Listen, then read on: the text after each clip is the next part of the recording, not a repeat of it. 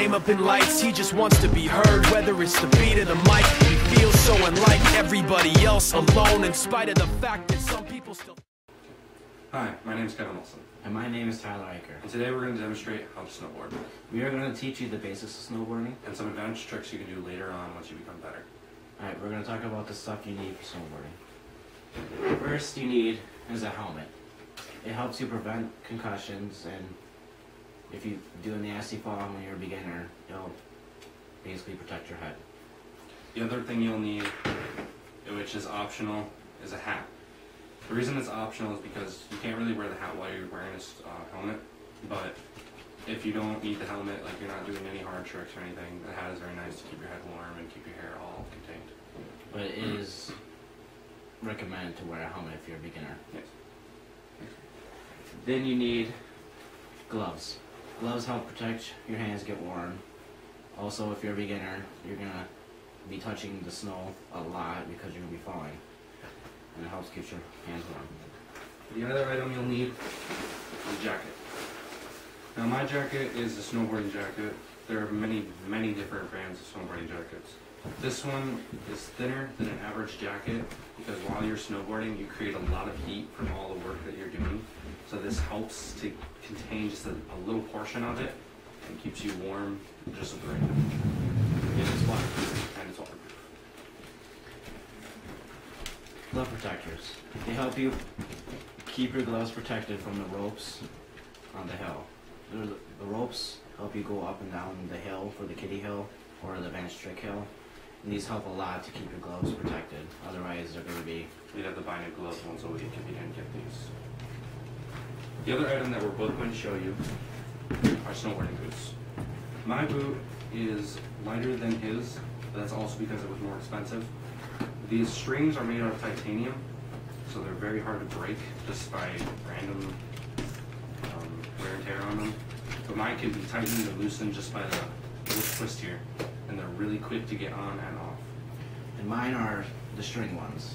You basically just, I'll show you later on how to put them on, but you tie them up, they take a long time, and then once you're done with the tying, you tighten this up.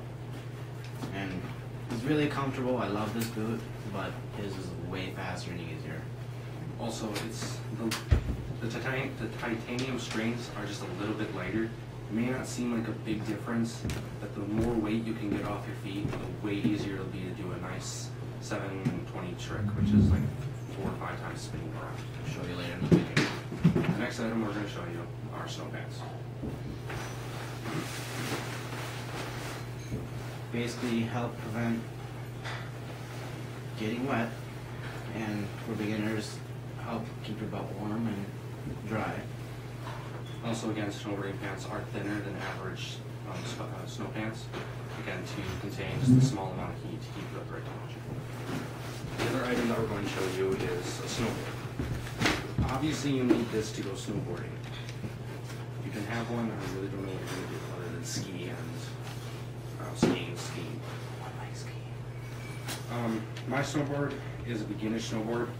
The brand is a 5150, which is a very average and very common beginner's brand.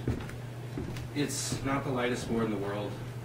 One of our performers, Brent Stickney, his board is incredibly light, and it's really nice, and again helps you do tricks easier.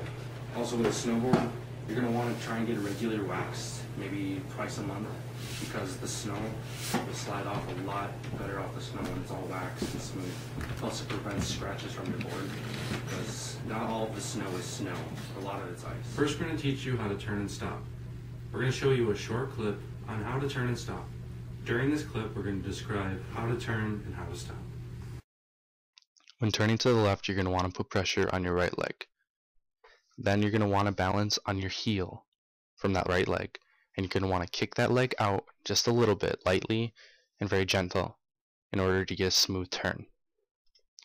And then in order to turn right, you're going to do the same thing. You're going to use your right leg, but this time you're going to balance on your toe, and you're going to kick it backwards, just lightly and very smoothly, to create a very smooth and gentle turn. In order to stop, you're going to use your right leg again, and you're going to balance on your heel, but instead of doing a gentle kick out, you're going to kick it out harder and you're going to balance on both heels until you have a complete stop.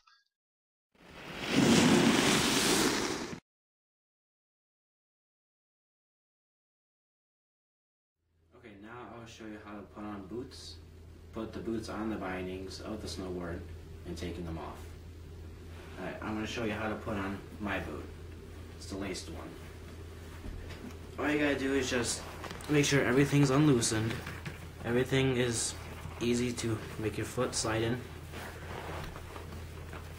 Once you have your foot in, make sure you have this. Pull really tight.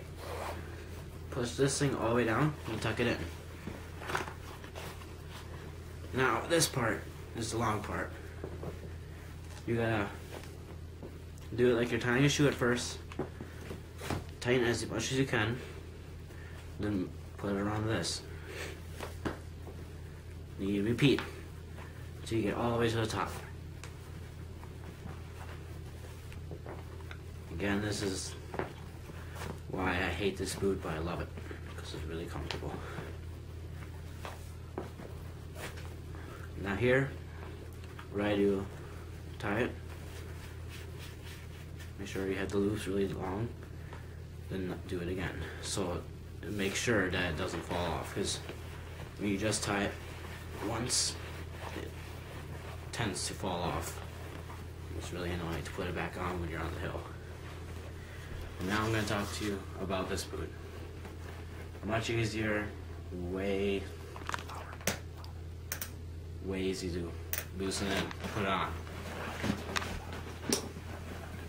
Make sure everything's loosened.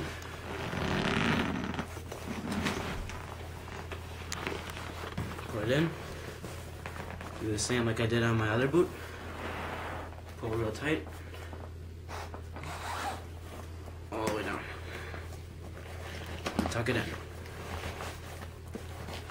Now here you pop it in to tighten it, and pop it out to loosen it.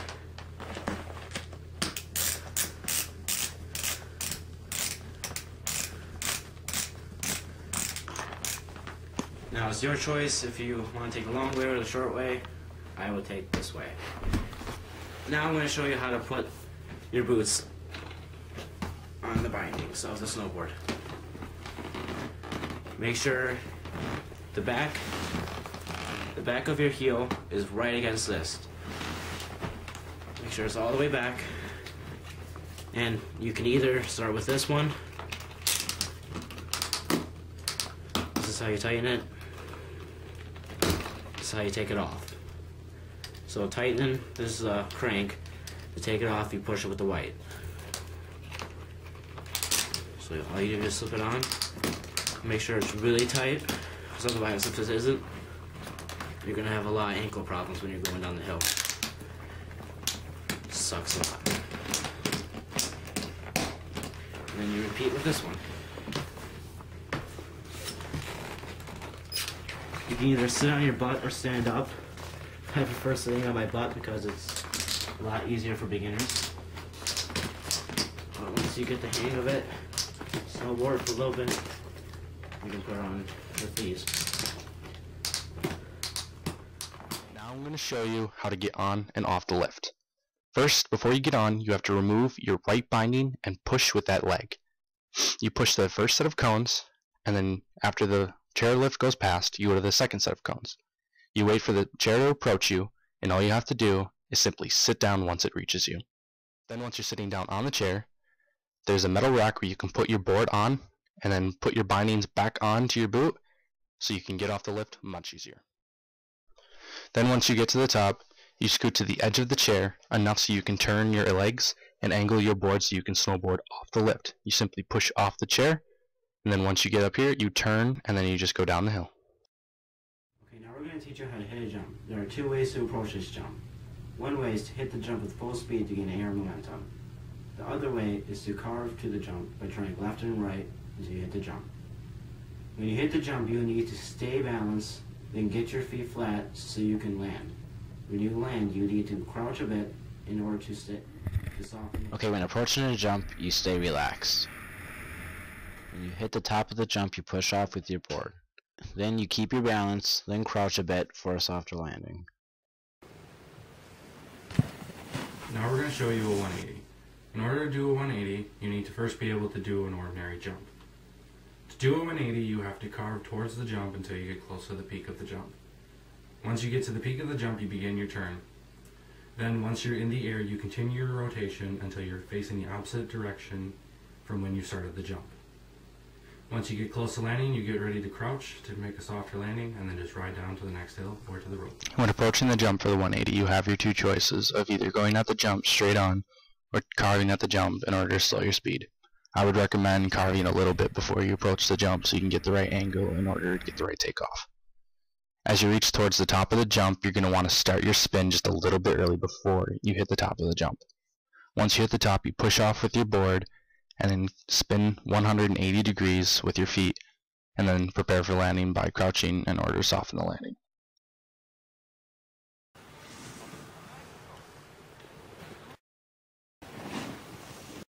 Okay, now we're going to show you a 360 jump. It is similar to a 180, but you just continue the rotation to a 360.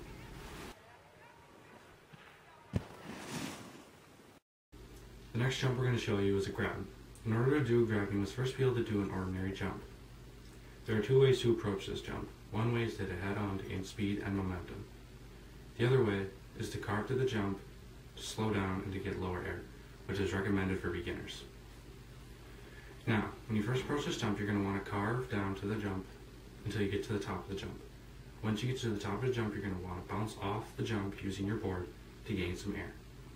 Then while you're in the air, you're going to reach down and grab your board. But be sure to let go before you land, or you're going to crush your fingers and that does not feel good. Then once you hit the ground, you're going to crouch to get a softer landing. When approaching a grab, you have two options again. You can either choose to hit it straight on, or you can carve in order to slow down. If you're just starting this jump, I would recommend carving in order to slow down, because you're going to need slower speed in order to understand what's going on. But as you go down towards the hill, you carve a bit in order to slow down and get the right angle. Then once you have the right angle, you slide down to the hill, or to the jump. Then when you hit the top of the jump, you're going to want to push off, then reach down and grab your board. But be sure to let go before you land, otherwise you're going to land on your fingers and could crush and possibly break them. And once you reach the bottom of the jump, you're going to want to crouch in order to soften your landing.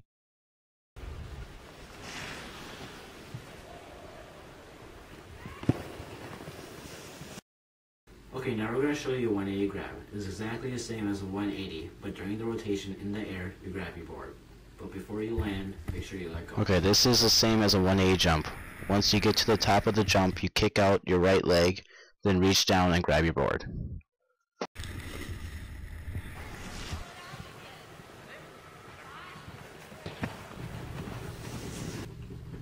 This jump is called a 360 grab. In order to do a 360 grab, you first need to be able to do an ordinary 360. This may sound really easy, but continuing the rotation while reaching down for your board is a lot more difficult than it seems. Basically what you do is you do the exact same things when you're approaching a 360, but you reach down and grab your board. But you have to also contain and continue your momentum, so you don't overspin, but you spin it just right to land. For a 360 grab, as you approach the jump, you get the right angle, and you're going to need a sharper turn in order to get the 360 degrees spun around.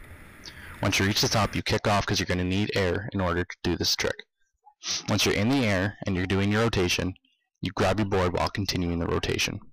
But you have to let go before you land, and you also need to angle your landing.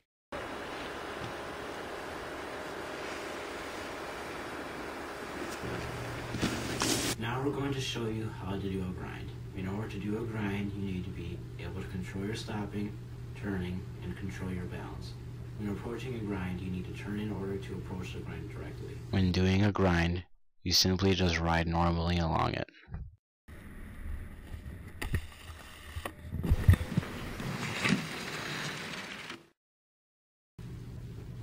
Now we're going to show you a 180 grind. A 180 grind is more difficult than an ordinary grind, but is also not very hard because especially if you do it on a box grind, which is recommended when you start. Basically for a 180 grind, as you approach it like you would an ordinary grind, you continue to spin your board until you're facing the opposite direction. You can do this on a box grind, which is recommended when you're first starting, but you can also do it on just a rail, Doing it on a rail is more advanced and a lot more difficult. You can do this on any type of grind, from rainbow to a C grind, or even a gap grind, which is a grind followed by a jump to another grind, which you'll learn all about these grinds later on in the video. When approaching the 180 grind, what you're going to want to do is you're going to want to carve in order to get the right angle at the grind. You're going to want enough speed so you can get all the way across the grind, but not too much speed so you can get the 180 in while you're on top of the grind. Once you've hit the grind, you simply just kick out your foot slow enough so that you can get the 180 landed. Once you reach towards the end of the grind, you're going to want to be careful from landing because most grinds are very icy and the landings are very icy. Okay, now we're going to show you a 360 grind. It is exactly the same as a 180 grind, except you completely spin on the grind. This hill right here is a very foresty hill. The other hills you can go down are wider and have more room to practice. But basically when you're going down the hill, all you need to know is your turning and your stopping, and some carving. So you just ride down and don't get nervous, stay relaxed, it'll help you, and keep your center of balance, which is at your waist. Now we're going to show you what we call a bunny hop. The reason why we do a bunny hop is so that you can get up the hill while on your board. To do a bunny hop, you lean forward and hop on your tippy toes like a bunny. The next thing we're going to show you is called a wobble step, or at least we call it a wobble step. The reason you do a wobble step is because if you're on a flat surface, you need to gain speed in order to snowboard down to the next hill. In order to do a wobble step, you need to choose which foot you want to start with. So let's say we start with our right foot. You lean towards your right foot and pick up your left foot and swing that left foot forward. Then you lean on your left foot and pick up your right foot and swing your right foot forward. You repeat this until you start to do kind of a wobble step. Usually when you first start snowboarding, you can't really do a wobble step, you just fall. It's kind of a sign that you're getting better at snowboarding. I was nowhere near able to do it when I first started snowboarding. Now I'm going to show you different types of grinds. The first grind you're looking at is a box rail. Many people like this rail because it is easy to ride across on for beginners, very easy to do spins and tricks on it, and also it has a low chance of falling off. Now I'm going to talk about the C rail. The reason why the rail is called the C rail is because it's shaped like the letter C. It's very similar to a box rail, but instead of a straight line box, it has a curve to it. So when you approach it, you should have a good amount of speed to make it all the way across the middle of the C rail. This rail is not for beginners and should be carefully approached. This rail is called a kink rail. The reason it's called that because throughout the rail it has kinks. The kink rail can be either a rail or a box depending on the mountain. This rail also comes in many forms. For example, the rail might be the other way around, so the kink will be going up instead of a downward way. This rail is not for beginners. Now we're going to talk about the normal straight rail. This rail is like a box rail, but instead of it being wide, it's narrow and harder to do tricks on. But this is recommended for beginners who want to try moving on to grinds instead of doing jumps. The last grind we will be explaining is the rainbow rail. The rainbow rail is called that because you can see it is in the shape of a rainbow. This rail is easy and hard to do. You will need a good amount of speed to get over the hump of the rail. This rail comes in many sizes and either can be a rail or a box. But if you are a beginner, find a smaller rail and work your way up. Now this is a half pipe. You can do many things from 180s to 1080s. If you're good, you can also do handstands and do grinds at the top of the half pipe. This is meant for experienced riders, so if you're a beginner, tread carefully if you want to try this out. The last thing we're going to show you is locations near you that you can go snowboarding. The first place we're going to show you is Bruce Mountain. It's in Maryland and it's 375 feet tall. The second place we're going to show you is Mount La Crosse, which is in La Crosse and is 516 feet tall. The third place we're going to show you is a place called Trohagen Winter Recreation Area. It's in Dresser, which is 280 feet tall. It's probably the shortest hill near us, or shortest mountain. And finally, the last place we'll show you is where we personally love to go. It's very local, it's probably the closest one to us, and it's right in Bruce Pass towards Ladysmith. This mountain is 350 feet tall. I personally like it because it's a very, very nice beginner's hill, and it's very friendly people there, and it's a good place to start out. Every place has its perks and its downfalls. Like Christie Mountain usually takes quite a while to make its own snow, but it has a lot of jumps once it gets going, and a lot of nice grinds to begin with. It has this nice beginning area right when you enter in front of the lodge, which we call the Kitty Hill, which is actually called the Foxtrot Hill. This is a great hill when you start out, because it's very, very light slant, and it's got a very slow rope to pull you back up to the top. I would recommend going to Christie Mountain if you practice on skiing or snowboarding. In our video, we hope you learned a lot about snowboarding. You learned how to do jumps, how to do all sorts of tricks on the jumps. You've also learned how to go up the lift and to get off the lift. You've learned how to take your boots on and to take them off. And you've also learned how to get your snowboard on, which is very important. You've learned how to go down the hill and how to go down correctly. And you've learned different locations that are near to you to go snowboarding. And you learned how to do all sorts of grinds and different types of grinds. In our video, we were assisted by Mason Sheehy, Brent Stickney, and Ali Seiko. We hope you enjoyed our video.